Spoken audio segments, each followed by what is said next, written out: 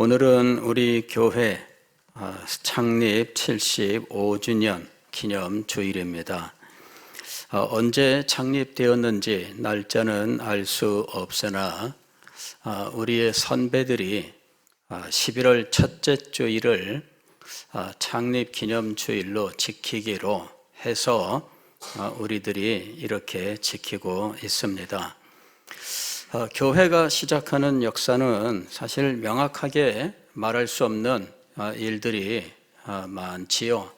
요즘 같으면은 주보도 만들고 행사 전단지도 만들고 하기 때문에 이제 그런 용지들이 남아 있어서 역사를 말할 수 있겠지만 과거에는 그런 것들이 없던 시대입니다. 그래서 그냥 들려오는 말로 그렇게 생각할 뿐인데 우리 교회가 시작한 해도 사실은 우리가 잘못 알고 지키고 있었습니다.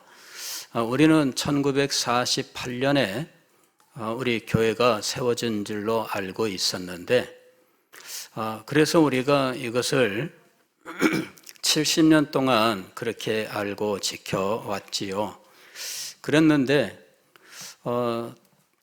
우리 교회에 나오던 한 청년이 제가 이제 해밀턴 선교사의 그 모든 저서들을 다 구할 수 있었는데 그분의 회고록 한 권만 구하지 못했다.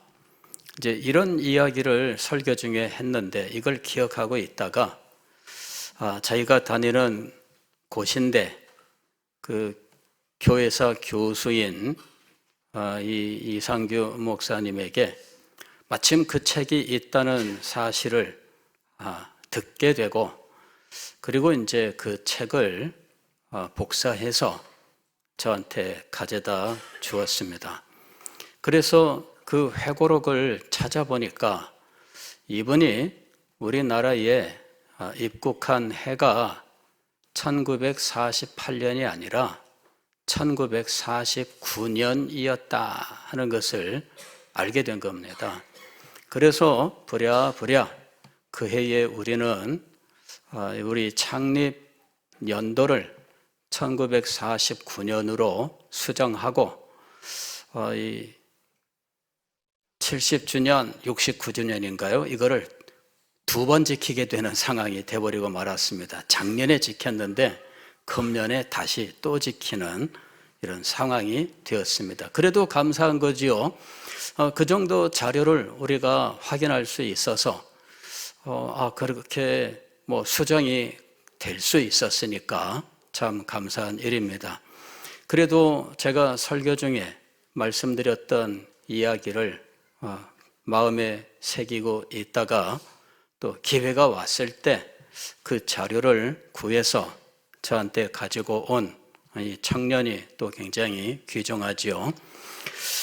이 해밀턴 선교사님 우리 교회 설립하신 분입니다. 1890년 4월 3일에 출생한 것으로 되어 있습니다. 그리고 1969년 9월 2일에 교통사고로 하나님의 부르심을 받은 것으로 되어 있습니다. 우리나라 세는 나이로 치면 80세 되겠고 만으로 따지면은 아마 그냥 79세 몇 개월 이렇게 말씀드릴 수 있겠습니다. 이분은 뉴욕 인근에서 태어났습니다. 바타비아라고 하는 자그마한 농촌 마을에서 태어났고 대학은 코넬 대학을 다니다가 이분은 알라바마에 있는 워세터 칼리지에서 졸업을 했다 하는 거죠. 그 다음에 이제 프린스턴 신학교를 졸업하고 1919년에 대학을 졸업하고 그리고 이제 신학사가 됩니다. 그리고는 그 해에 결혼, 목사 안수 다 이루어지게 되는 것입니다. 그리고 이듬해 1920년에 우리나라에 선교사로 이제 오게 되는 거죠. 그러니까 한 30살 무렵에 우리나라에 선교사로 오게 된 겁니다. 그리고 1926년에는 프린스턴 신학교에서 THM 신학 석사를 하게 되고, 그 다음에 이제 이 프린스턴 신학교가 이 구 프린스턴 신학교라고 하는 이 과거의 신학 전통에 있는 교수들이 이 축출당하는 이런 일이 일어나게 되는데, 이 해밀턴 선교사는 구 프린스턴 신학교 교수들이 축출당하기 전, 그 직전에 학교를 졸업한 이제 구 프린스턴 계열의 신학을 가진 분이었습니다. 그래서 그의 은사들이 교단과 신학교에서 축출당하고 새롭게 정통 장로교라고 하는 교단을 세우게 되는데, 그 교단에서 만든 선교부로 자기의 소속을 옮기게 됩니다. 그래서 미국의 북장로교 선교사로 우리나라에 왔지만 중간에 이제 독립선교부라고 하는 정통 장로교 선교부로 옮기게 되는 겁니다. 그리고는 그때 우리나라의 신사참배가 굉장히 이슈가 되어 있던 시대에 장로교 총회에서 신사참배가 우상숭배가 아니다라고 결의하게 되는 이제 비극적인 사건이 발생하게 됩니다. 그때 해밀턴 선교사는 현장에서 이는 무효다, 신사참배는 우상숭배다라고 외치고, 이제 그 당시에 일본 경찰들이 총대 한 사람당 양쪽에 2명씩 뭐 이렇게 앉아 있었다라고 이야기합니다. 그리고 반대하는 사람들은 바로 끌고 나가는 만행을 저지르게 된 거죠. 그리고는 이분이 가택연금을 당하게 됩니다. 얼마 후에는 추방을 당해서 미국으로 돌아가게 되는 거죠. 1940년에 미국으로 추방을 당하고 1941년부터 43년까지 미국에서 몇 개의 교회에서 목회를 하게 됩니다. 그리고 1944년부터 47년까지 그분은 이제 이 교단 기독교 교육위원회 총무의 일을 하게 됩니다. 그리고 이 임기를 마치고 난 다음에 어느 날 가족들을 다 모아놓고 내가 다시 한국으로 선교하러 가야 되겠다, 이렇게 발표를 하게 되는 거죠. 그 다음에 이제 한국에 오기 위한 준비 이렇게 다 갖췄다가 1949년 4월에 우리나라 부산 항구에 이제 들어오게 되는 겁니다. 유교가 발발하기 1년 전입니다. 이제 그때 들어와서 우리 부산에는 고려 신학교라고 하는 신학교가 있었고, 해방된 이 한국에 과거에 일제시대 때 있었던 선교사들이 속속 들어와서 다시 선교 사역을 시작했는데, 이 해밀턴 선교사님도 같이 평양에서 사역했었던 이 일단의 선교사들이 먼저 들어와 있던 분들이 있습니다. 이제 이런 분들이 뭐 치숑이라든지 말스벨이라든지 이런 선교사들이 먼저 들어와서 사역을 하고 있었고, 해밀턴 선교사가 들어와서 그분들의 사역에 뭐 동참했다기보다는 그들이 만들어 놓은 그 캠프에 이제 합류해 있다가 자기의 선교를 준비하여 나와서 이 동대신동에 적산가옥을 빌리고 그 적산가옥에서 교회를 시작하게 된 겁니다.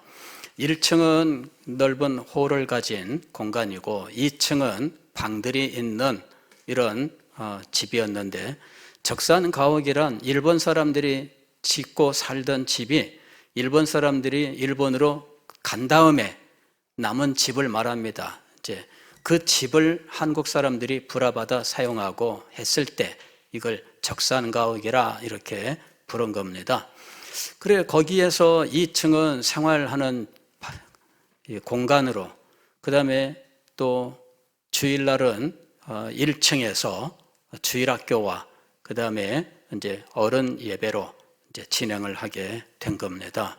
그리고 우리가 알기로는 그 교회가 오늘날 우리 교회인 거지요. 그곳에서 적산가옥 세를 들어서 교회를 하다가 서대신동으로 옮겨 이곳에서 6.25 때 이 미군 부대, 양정에 있는 그 미군 부대에서 자재 협조를 받아서 목조 건물, 미국식 목조 건물로 예쁘게 하얗게 색칠된 교회당을 짓게 되었는데, 이 교회당이 수십 년 동안 우리 교회당이 되었던 겁니다. 그리고 이제 1990년대 초에 이 교회를 짓게 된 거죠. 예.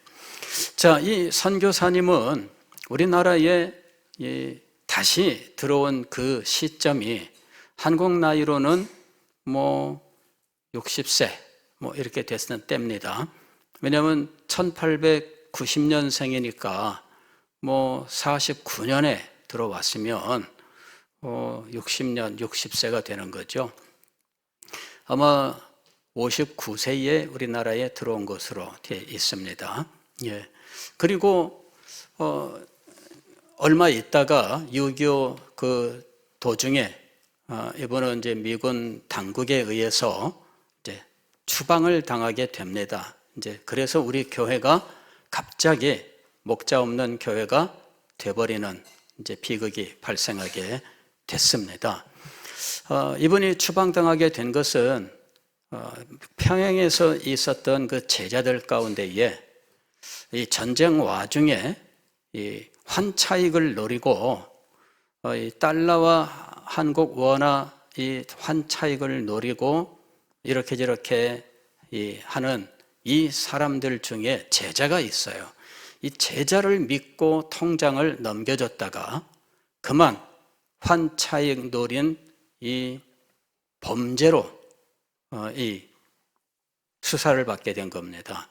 그리고 결국 자기가 무슨 의도적으로 한 것은 아니지만 그러나 범죄에 연루가 돼버리고 이래서 결국은 추방을 당하는 비극을 맞이하게 됩니다. 그래서 다시 우리나라에 와서 사역을 하는데 사실은 그 기간은 길지 못했습니다. 그건 참 큰 비극이죠. 불과 한 2년 이렇게 사역하다가 추방을 당하고, 우리 교회는 그 당시에 이 6.25 당시에 큰 교회가 막 폭발적으로 늘어나는 이런 상황인데 목자를 잃어버리면서 상당히 많은 어려움을 겪게 되었다 하는 것입니다. 자, 하나님께서 이 해밀턴 선교사님을 통해서 우리 교회를 세우셨는데, 우리는 이 선교사님이 어떤 분인지에 대해서 과거에는 알 수 없었습니다. 저도 백방으로 노력을 해봤지만 이번에 대하여는 유명한 선교사로서 이렇게 이름 있는 그런 분이 아니었던 겁니다. 선교사로 이름이 있기는 하지만 그러나 그 초창기의 선교사도 아니고 1920년에 들어온 분이기 때문에 상대적으로 좀 뒤진 이러한 상황입니다. 그래서 이분에 대해서 알기 위하여 이렇게 노력했는데 이런저런 설들이 있지만 나중에 알고 보니까 이 설들 중에 정확한 것은 거의 없었더라 하는 겁니다.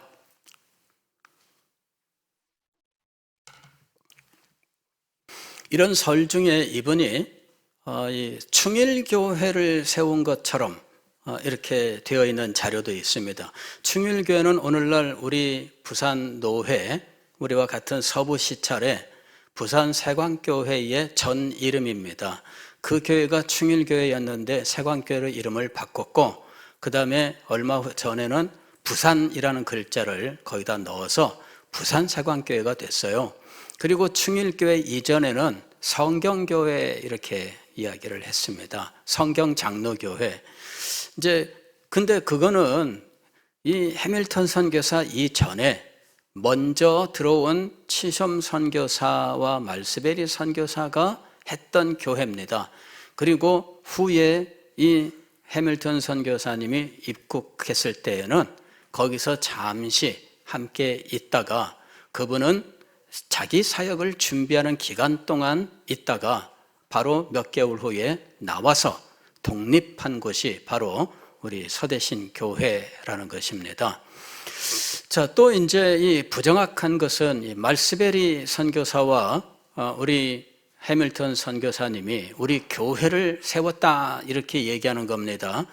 이것도 이제 부정확한 것입니다. 말스베리 선교사는 해밀턴 선교사와 친한 분이고 또 일제시대 때에 이 선교 사역으로 함께 했던 분이고 그 다음에 재입국했을 때에 먼저 입국해서 사역하고 있던 분임은 맞지만 그러나 서대신 교회를 하는 일에는 이분과 함께하지는 않았습니다.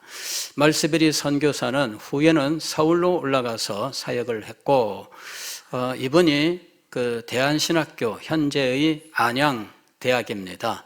이제 이거를 세우고 사역을 했다라는 이야기죠. 자, 어쨌든 이 해밀턴 선교사는 어떤 분이었느냐 하면은 신학적으로 진리와의 투쟁에 자기의 생애를 바쳤던 분입니다. 이분의 회고록을 보면 어린 시절에 자기의 그 최초의 기억 뭐 이런 것들에 대해서 이야기하는데 한 우리나라 나이로 3살 무렵 돌 지나고 얼마 안 되어서 걷고 뭐 막 그러는 그 무렵에 이분이 굉장히 큰 비극을 겪게 됩니다. 거실에 있는 난로에 이분이 걷다가 뒷동거리면서 걷다가 엎어지고 그 다음에 자기의 기억으로는 굉장히 아팠고 사람들이 깜짝 놀라는 이제 그런 기억이 있다 그래 그 얘기를 합니다. 의사가 와서 화상 치료를 했는데 그만 이 의사 어린 딸이 당시 소아마비에 걸렸는데 그 소아마비 균이 감염이 됐는지 이 해밀턴 선교사님이 소아마비에 걸리게 됩니다.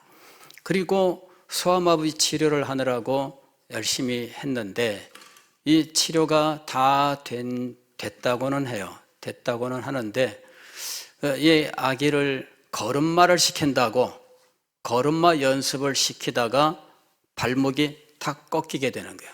오른쪽 발목이 꺾이면서 요 뒤꿈치 쪽에 요 발 뒤꿈치 앵클 요 뒤꿈치 쪽에 이제 이 근육 이상이 생기는 겁니다. 근육이 손상을 당하게 돼요. 영구적인 손상이라고 이야기하는데 회복이 안 되는 거죠. 그리고 나서 한 1년 반 정도 오른쪽 다리가 성장이 되질 않아요. 왼쪽 다리와 오른쪽 다리가 이제 짝짝이가 되는 거예요. 예. 그리고 이 근육, 인대가 영구 손상을 입었는지 이런 상황이 되는 겁니다. 그래서 치료를 위해서 이 집에서 특별히 어머니가 참 말할 수 없는 고생을 하죠. 병원이란 병원 다 데리고 다니면서 진찰받고 좋다는 치료 다 받으려고 하고 그러는 동안에 돈이 없으니까 나중에는 책들을 팔아가지고 그 병원비를 대고 이렇게 했다 그럽니다. 결국은 그 당시에 전기 자극 치료 이런 것도 하고 별걸 다 합니다. 그러나 안 돌아와요. 그래서 여기에다가 그 지지대를 이제 쇠로 지지대를 만들어서 이렇게 붙이는 거죠. 그러니까 옛날에 왜 그런 거 있잖아요. 이 다리에 이렇게 쇠막대기 같은 거 붙여가지고 이렇게 걸어다니고 하는 이제 그런 모습이 된 거예요. 그러니까 어린 시절부터 이것이 열등감, 그 다음에 아이들로부터 소외됨, 또래들이 열심히 뛰놀 때 항상 뒤로 쳐져야 되고 이제 이러는 것 때문에 많은 아픔을 겪게 됩니다. 근데 나중에 이분이 감사한 것은 1932년 한국 이 선교지에서 한국인 의사의 손으로 이 치료를 받게 돼요. 그래가지고 그 그때까지 벌써 어릴 때부터 그때까지 벌써 몇십 년입니까? 42살까지 이걸 붙이고 있었으니까 40년 동안 붙여가고 다니던 소위 말하면은 그 지지대, 받침대, 이거를 제거할 수 있게 되고, 그 다음에는 다시 이거를 사용하지 않아도 될 정도까지 되는 거예요. 참 하나님의 섭리가 놀랍죠? 선교지에 와서 선교지 한국인 의사를 통해서 자기의 평생 동안의 이 장애, 그 표가 되었던 이거를 제거할 수 있게 됩니다. 그리고는 이듬해 미국에 가서 뉴욕에 이제 이 노가 병원이라고 그 병원에서 최종적으로 수술하면서 이제 고통 없이 걸을 수 있게 되었다라고 이야기합니다. 그러나 조금의 표는 남아서 조금씩 이렇게 걷는데 그런 외양은 이제 쩔뚝거리는 모양이 좀 있기는 하지만 그래도 뭘 부착하고 짓물나고 그 다음에 이 지지대에 그 나사못 같은 거 이게 빠지고 이런 걸 다시 찾아서 끼우고 이러는 일들, 그게 얼마나 고통스럽고 불편했는지 기록이 있는데 이제 그런 것들로부터 이제 해방이 된 거예요. 할렐루야. 이래 가지고 이분이 참 자유를 얻게 되는 거죠. 근데 이분의 생애를 보면은 참 그 격동의 시대를 살아온 분이었어요. 물론 우리 선교지에서 그분이 직면한 거는 참 이 신사참배 이런 그 일제히 탄압 이런 문제, 그거에 항거하고 그러다 추방당하고 이런 일도 있었지만, 신학적으로는 미국에서 일어난 자유주의 운동, 이 자유주의 운동, 그 다음에 미국 사회에 퍼져가던 과학적 사고, 이런 것들, 진화론의 확산, 이제 이런 와중에 이분은 그 투쟁의 한가운데 있었다 하는 겁니다.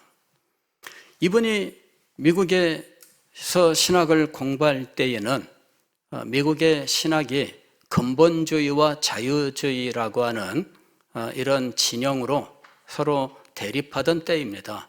근본주의라고 하는 것은 이 성경의 진리를 보존하려고 하는 사람들입니다. 이 자유주의는 현대 과학의 발전, 그 다음에 과학적인 학문, 과학적 사고방식 이런 것들로 무장을 하고 성경에 있는 내용 가운데 과학적으로 어긋나는 것들이 있다. 그래서 성경은 믿을 수 없다. 이렇게 결론을 내리는 사람들이 이제 이쪽 편에 있는 겁니다. 그래서 어떤 사람들은 과학적인 주장들도 받아들이면서 성경도 믿으면서 이제 이러는 상황이 되어 있었던 겁니다. 그리고 끝까지 성경의 가르침대로, 성경에 기록된 대로 믿어야 된다라고 주장하는 사람들이 있습니다. 이 사람들을 이제 근본주의라고 부르고 있습니다. 이는 이분들이 양보할 수 없는 근본 진리를 천명했기 때문입니다. 그래서 근본주의 이런 식으로 몰아붙이게 되었는데, 결국은 이 근본주의로 몰리면 이 사람들의 설 자리가 없어지는 상황이 돼요.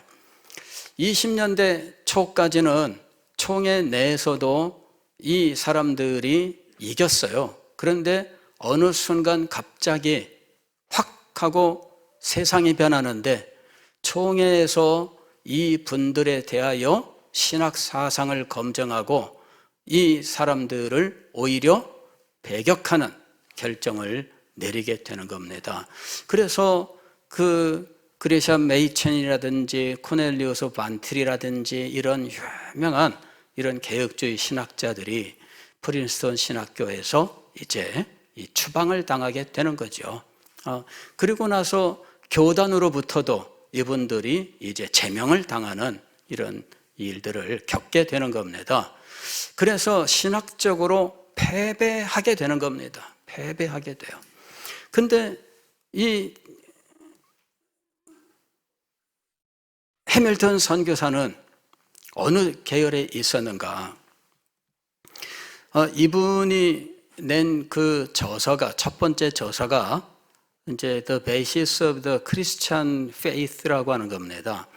이게 뭐냐면은 이제 그 부제가 뭐라고 돼 있냐면은 이 기독교 신앙의 이제 현대적 그 변호 뭐 이런 정도의 부제를 갖고 있어요.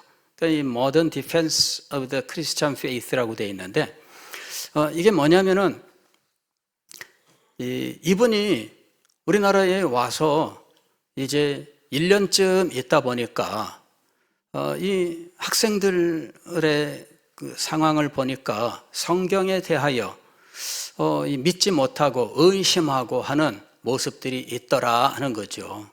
왜냐하면 벌써 그때 이 자유주의의 과학적 사고, 과학적 학문 뭐 이런 것들이 이제 영향을 미치고 있는 겁니다.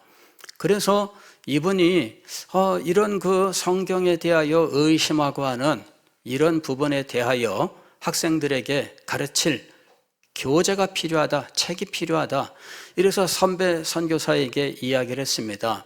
아주 굉장히 탁월한 이 선배 선교사한테 이야기를 했더니 자기는 지금 너무 바빠서 그 책을 쓸 만한 상황이 못 되는데 해밀턴 선교사 당신이 해보시오. 당신이 내가 볼 땐 적임자요.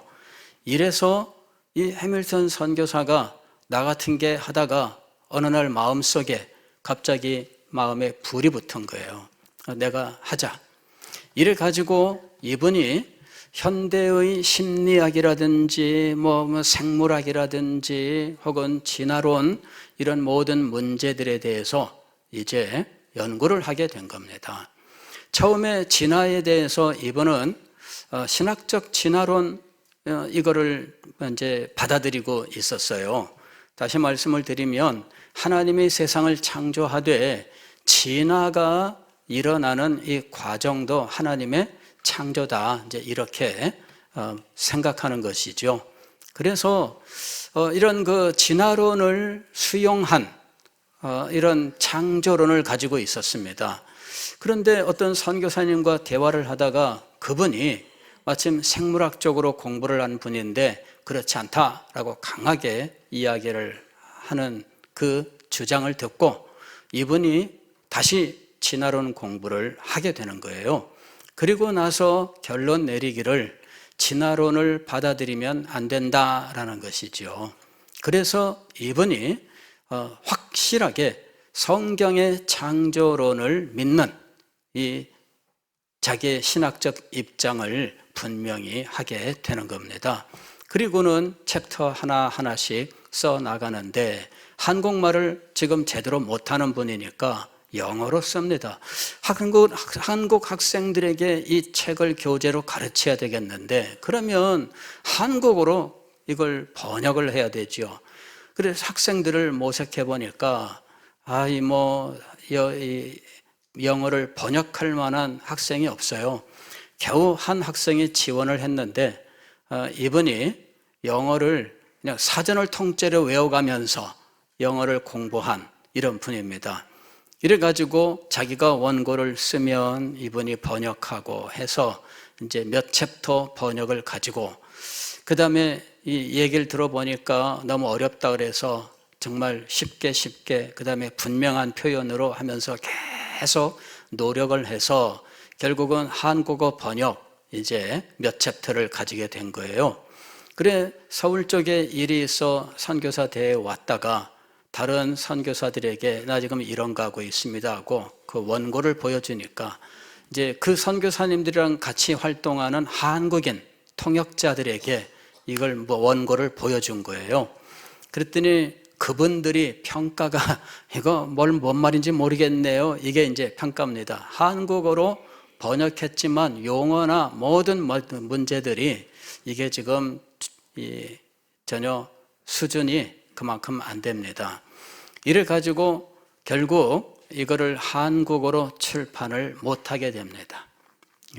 그러나 나중에 이 책을 1927년에 영어로 책을 출판하게 되는데 이것이 이분의 첫 저서가 됩니다.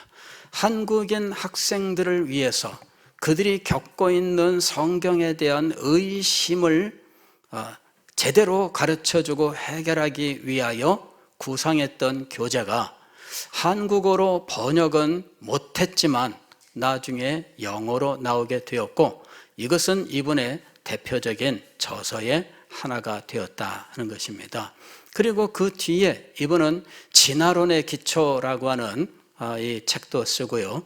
그 당시에 근본주의 시대에 있었던 이 세대주의적 전천년설에서 이분이 전향을 하게 되는데, 이러한 천년설에 대하여 자기가 전향하게 된 과정과 천년설에 대한 책도 쓰게 되고, 그 다음에 이제 성경 주석을 몇 권을 쓰게 돼요.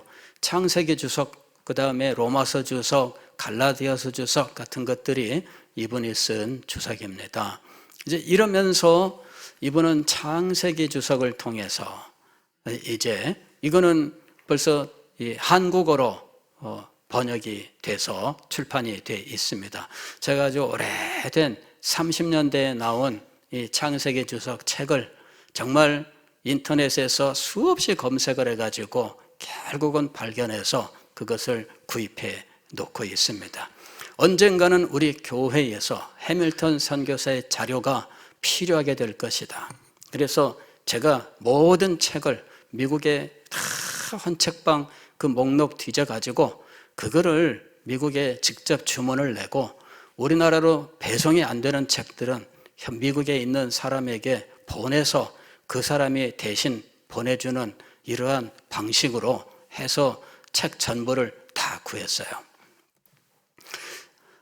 그런데 오늘 우리는 이분이 자기 시대의 역사의 흐름 속에서 진리를 지키고자 했다라고 하는 사실을 우리가 분명히 기억을 해야 돼요.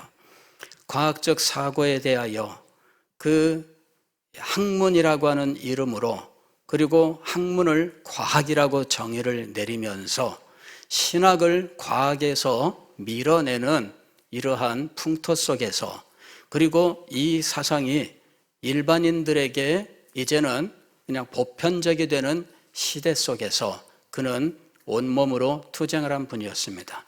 이분의 이 첫 책이 나오기 2년 전에 1925년에 미국에서 어떤 재판이 있었느냐 하면 소위 원숭이 재판이라고 하는 별명을 가진 재판이 있습니다. 이거는 창조론과 진화론의 문제였어요. 그래서 학교에서 창조론을 가르쳐야 된다, 뭐 이러한 주장에 대해서 안 된다, 이러한 이야기가 반론이 있고, 이 문제로 인해서 재판이 붙었는데 창조론 주장하는 측에서 패배를 하게 됩니다. 그러면서 미국의 공립학교에서 창조론을 가르칠 수 없는 이제 법적인 상황이 되는 거죠. 그 뒤로부터 미국에서는 거의 대부분의 학교에서 진화론만을 인정하고 가르치는 이런 상황으로 변하는 겁니다. 시대가 완전히 바뀌어 버리는 거예요. 그런 시대 속에서 이분은 이 기독교 신앙의 기초라고 하는 이 책을 통해서 이 진화론의 문제를 지적을 하고, 그 다음에 진화론의 기초라고 하는 책을 다시 준비해서 내게 되는 거예요. 이 현대 사상과의 투쟁, 이것이 이제 이분의 생애 속에 아주 중요한 사역이 된 겁니다. 그 다음에 선교지에서는 이 우상숭배와의 투쟁이었습니다.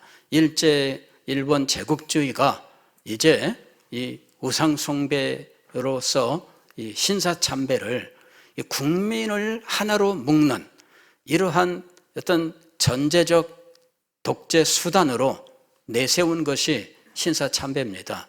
그래서 이 신사참배를 아침마다 모든 국민들이 동쪽 해 떠오르는 쪽을 향하여 고개 숙여 절하는 이런 일들을 행하게 한 거죠. 각급 학교, 관공서 모든 곳에서 실시하게 된 겁니다. 교회는 성경을 제대로 읽을 수가 없었어요. 일설에 의하면은 그런 성경도 현재 남아 있습니다만은 이 하나님을 믿고 우상 숭배를 하지 말라고 하는 성경 구절들을 먹으로 다 지우게 한 거예요. 그래서 성경이 먹칠된 그러는 일까지 발생하게 되는 거죠. 그러한 상황에서 이분은 온몸으로 투쟁을 했던 분입니다. 해방 후에는 이분이 이 선교지에 다시 와서 사역을 하고 우리 교회가 세워진 겁니다. 참 아쉬움이 많아요. 순수한 분이었는데 한국인 가운데에 이분을 이용하는 사람들에게 이용당하고 결국은 전쟁 와중에 추방당하는 비극을 겪게 되면서 우리 교회가 얼마나 많은 어려움을 겪었는지 모릅니다. 그러나 이런 어려움 속에서 하나님께서 지켜주시고 오늘까지 이 교회가 이렇게 하나님의 뜻으로 세워져 있다고 하는 것 얼마나 큰 은혜인지 모릅니다. 자, 오늘 우리들에게는 이 해밀턴 선교사님과 같은 이런 시대적 도전, 그에 대한 우리의 응전이 남아있다 하는 것을 기억해야 됩니다. 우리들에게 이 시대의 도전이 있습니다. 우리는 지금 평안하게 살고 있는 것 같지만 그러나 앞으로 한 세대 후에는 우리가 지금 살던 지금의 이 시대를 격동의 시대라고 아마 표현을 할 겁니다. 6.25가 전쟁이니까 그건 당연한 것이지만 또 무슨 5.16이며 4.19며 이런 것들도 다 역사의 격변이지만 그리고 무슨 이 70년대의 유신이며 그 다음에 11.6 사태며 또 12.12 5공화국 다 역사적인 격변이지만 오늘 우리 시대도 역사적인 격변입니다. 지금 우리 시대에 지금 우리가 직면하고 있는 것은 이 세계관, 사상 영역에서 진행되고 있는 전쟁이에요. 이 전쟁이 지금 아주 치열하게 진행되고 있습니다. 그리고 이 전선이 있죠. 전선. 이 전쟁이 직접적으로 지금 막 붙어서 치열하게 이 총을 쏘고 대포를 쏘고 하는 이 전선이 있습니다. 이 전선이 현재로서는 동성애와 이제 이 차별금지법 이것이 이제 현재 첨예한 전선으로 지금 있습니다. 이 전쟁을 어떤 방식으로 할 것이냐의 문제는 아직 일치된 것이 없습니다. 그래서 이 문제는 앞으로도 교회 내에서 많은 어떤 토론과 어떤 일치된 일들을 위한 노력들이 이제 필요할 것이다. 전선은 동일하게 인식하나 이 전쟁을 드론으로 할 것이냐, 탱크로 할 것이냐, 소총 들고 나갈 것이냐, 이러한 많은 문제들이 우리에게 있습니다. 이 문제에 대하여 효과적인 이런 어떤 방식들이 우리에게 이제 합의가 이루어져야 되는 이런 상황입니다. 지난 주일에 10월 27일 서울에서 이제 큰 집회가 있었습니다. 그런데 이 집회는 뉴스를 전혀 타지를 못했습니다. 왜냐하면 뉴스를 장악하고 있는 사람들이 이것을 이슈로 보지 않습니다. 그냥 한국교회 목리 정도로 생각하고 있습니다. 그래서 의도적으로 이거를 지금 외면하고 있는 거죠. 자, 이거는 지혜로운 것이 아닙니다. 지금 이 문제가 사회적으로 완전히 외면하고 뉴스에서 한 꼭지도 나오지 않는 이러한 상황이 되는 것은 지혜로운 게 아닙니다. 그래서 이 부분에 대하여 뭔가 지혜로운 어떤 방식들이 나와야 된다 하는 것입니다. 그래서 저는 이 부분에 대해서는 앞으로 이 전선에 대한 분명한 이해가 있어야 할 것이고 이 전선에서 어떤 방식으로 전쟁할 것이냐의 문제는 이렇게 1차원적으로 하는 것이 아닌 좀 더 지혜로운 방식이 준비되어야 한다라고 보는 것입니다. 지금 현재 우리는 다양한 면에서 이러한 격변의 역사 과정에 있습니다. 앞으로 여러분 한 세대 후에는 우리들이 지금 어떻게 했느냐에 따라서 전혀 다른 역사 현실을 맞이할 가능성이 있습니다. 아니, 저는 확신하고 있습니다. 한 세대 후에 지금 우리의 선택이 직접적인 결과로 나타나게 될 것인데, 아마도 우리 가운데 어떤 분들은 한 세대 후까지 살아있지 못하겠죠. 저도 마찬가지입니다. 저도 앞으로 한 세대 후까지 살아있다고 말할 수 없습니다. 그러나 지금 책임 있는 위치에서 지금 한 세대 후에 조국교회의 모습을 지금 우리들이 어떻게 만들어 갈 것이냐, 우리에게 지금 그 책임이 주어져 있다고 믿습니다. 그래서 몸부림을 치는 것이에요. 여러분, 오늘 우리에게 주어져 있는 이 사명을 인식해야 돼요. 한 세대 후에는 지금을 역사로 기억하게 될 것입니다.